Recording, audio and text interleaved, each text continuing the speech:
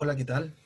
Esperando que se encuentren muy bien de salud junto a sus familias, vamos a comenzar la retroalimentación de química.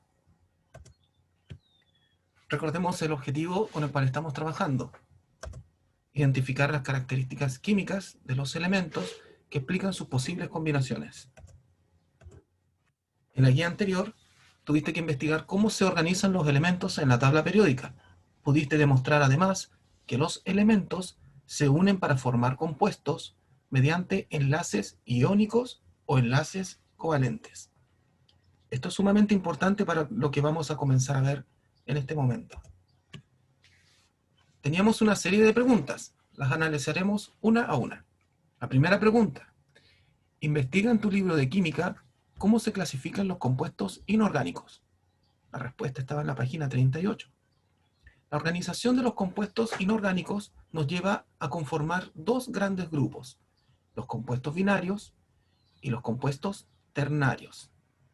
La primera formación va a ser los compuestos binarios, puesto que se obtienen a partir de los elementos que se combinan, ya sea por enlace iónico o enlace covalente. De esta forma, los elementos se unen de a dos para formar compuestos binarios.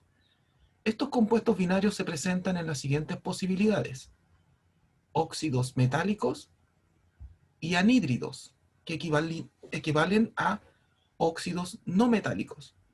Vale decir, el oxígeno tiene la posibilidad de juntarse con un metal o con un no metal para formar óxidos metálicos y anhídridos, respectivamente. La siguiente posibilidad nos lleva a considerar al hidrógeno.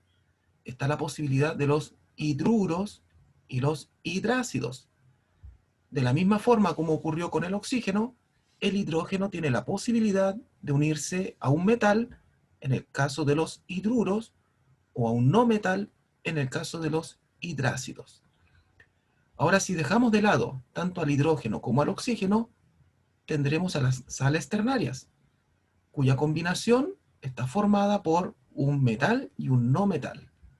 Tenemos entonces aquí los compuestos binarios: óxidos metálicos, anhídridos, hidruros, hidrácidos y sales binarias.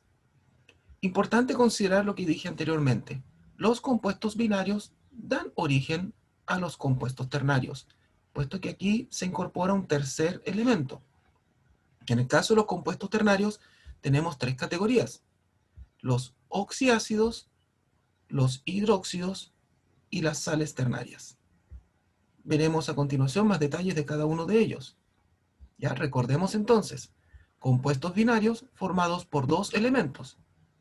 Principalmente, los compuestos oxigenados son los que van a formar a los compuestos ternarios, que están formados por tres elementos. Adicionalmente a esto, podemos decir que si clasificamos a los compuestos inorgánicos, debemos considerar la posibilidad de incorporar más de tres elementos. Esos serían entonces compuestos complejos, los cuales no estamos incluyendo en este análisis. La siguiente pregunta nos dice: ¿qué diferencia existe entre los compuestos binarios oxigenados e hidrogenados? Como ya sabemos, ambos son compuestos binarios, vale decir, están formados por dos elementos. La principal diferencia está en qué elemento hacer central. Se diferencian entonces porque uno está formado principalmente por oxígeno y el otro por hidrógeno.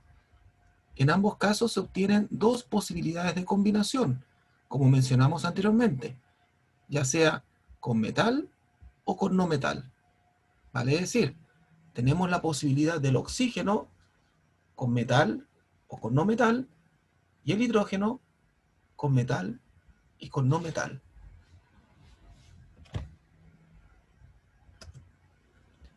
Pregunta número 3. ¿Cuál es la principal característica de las sales binarias? Aquí, como ya les anticipé, está la ausencia de oxígeno e hidrógeno, y la principal característica en esta combinación que ya mencionamos entre un metal y un no metal es que ellos pueden disociarse al disolverse en agua y se separan en un catión y en un anión.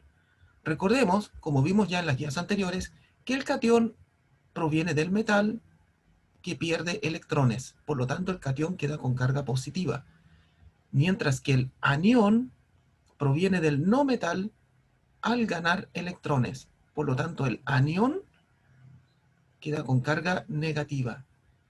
Importante que recapitules esta parte de la pregunta con las guías anteriores donde se explicó la formación de los cationes y los aniones.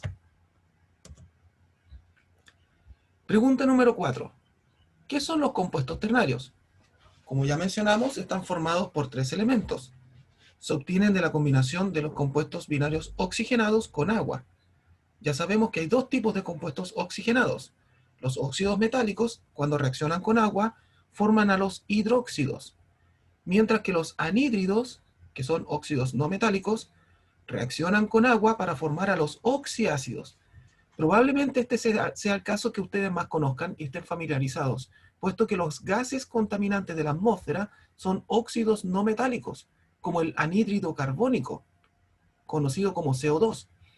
El anhídrido carbónico presente en la atmósfera se transforma en ácido carbónico, que es un oxiácido, principal componente de la lluvia ácida.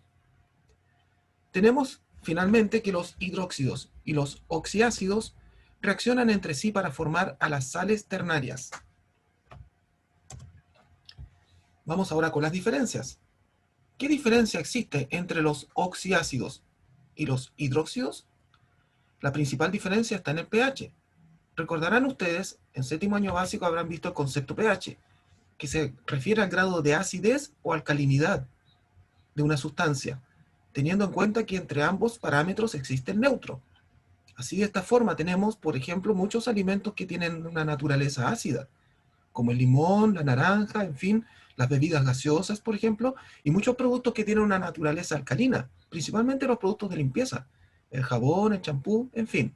Por lo tanto, el tema del pH, me imagino, es para ustedes conocido. Si es necesario, estaré atento a cualquier consulta si no conocen este concepto. ¿Ya? Entonces, aclarado este punto, analicemos. La principal diferencia es el pH, siendo en el caso de los oxiácidos un pH ácido y en los hidróxidos un pH alcalino. Vale decir, están en los extremos de la escala de pH. Cuando estos reaccionan entre sí, se neutraliza dando origen a las oxisales o sales ternarias. Vale decir, si reacciona un oxiácido con un hidróxido, que respectivamente tienen pH ácido y pH alcalino, entonces llegamos a la escala neutra de pH. Esto nos lleva a la última pregunta. ¿Cuál es la principal característica de las sales neutras de oxiácidos? Como el mismo nombre lo dice, es una sal neutra y lo he explicado anteriormente con la escala de pH. Entonces consideremos que, como son productos de la reacción que ocurre entre un oxiácido y un hidróxido, su pH es neutro. Ocurre la neutralización del pH ácido y del pH alcalino, respectivamente. Pero hay más.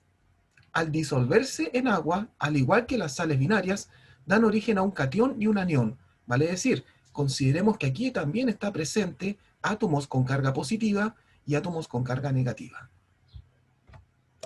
Espero que les haya servido esta retroalimentación para responder sus preguntas y revisar cómo van avanzando. Estaré atento a vuestras consultas. Los dejo para que conectemos ahora entonces con la parte de biología. Hasta pronto.